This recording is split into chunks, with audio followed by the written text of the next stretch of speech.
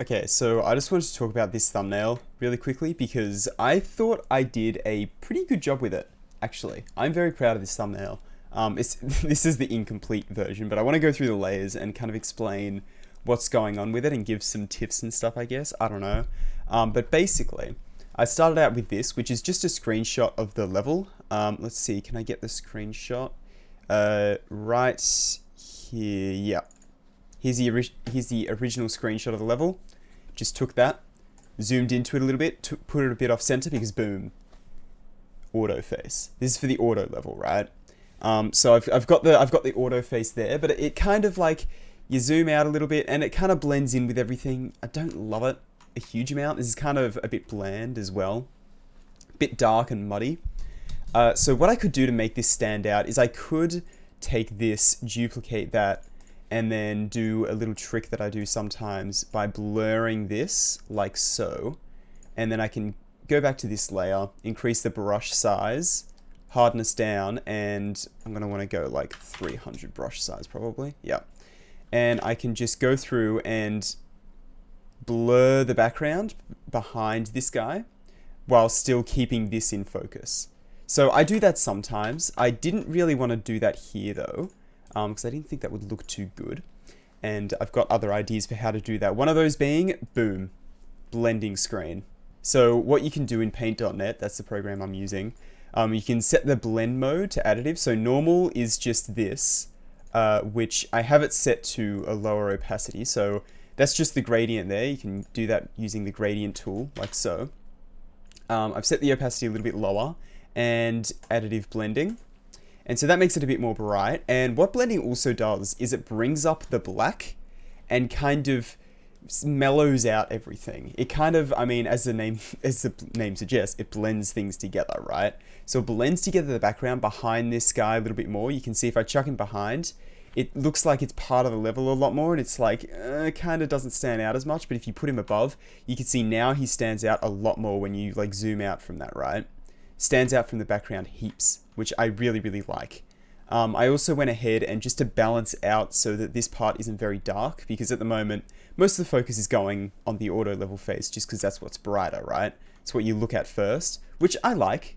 You know, I want this to be clear that this is an auto level video, but at the same time, I do want to bring attention to the gameplay. So I put another blending thing here, which is, again, low opacity, additive blending. I didn't realize that I made these 120, 117. Like, they're pretty much the same. It's pretty funny. But yeah.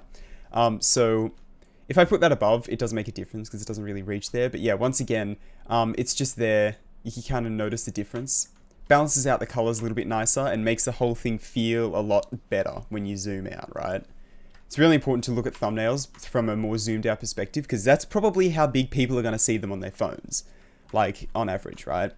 So yeah, it's important to zoom out with that. And the last thing I did is I added another one that's actually on top of the auto face this time, which is just a nice little subtle shine, which is also, again, additive. And again, on 120. Wow, I didn't know that I did that at the same thing the whole time.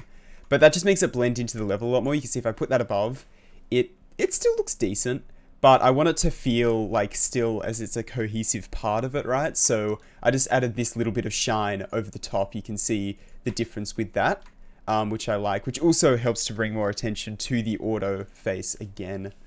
So this is still kind of like the main image here, this auto face. It's kind of the first thing you see. And then it's like, oh, it's an auto level video. Yeah, cool. Also important things to note is like down here is where the timestamp is going to be. So it's going to cover up about that much, maybe a little bit more, like there. So don't include anything important down there. That's like half my block design there, but it's fine. It's fine, all right? And yeah, that's basically the thumbnail.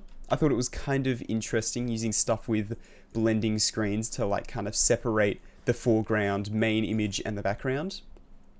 And you can kind of see without the background there, it still looks kind of cool with all the like blending colors, right? You know, you can subtract them bit by bit. Did I forget to put that on? No, it's on additive. Okay. It's really weird. It makes the whole thing darker. I guess if it adds alpha to the background, doesn't it? Yeah. That's kind of kind of strange. I don't know.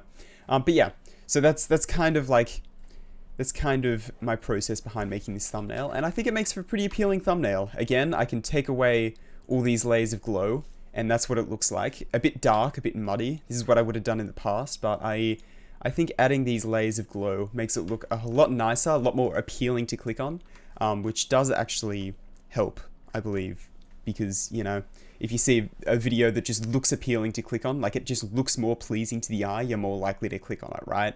It just makes sense. So yeah, I don't know.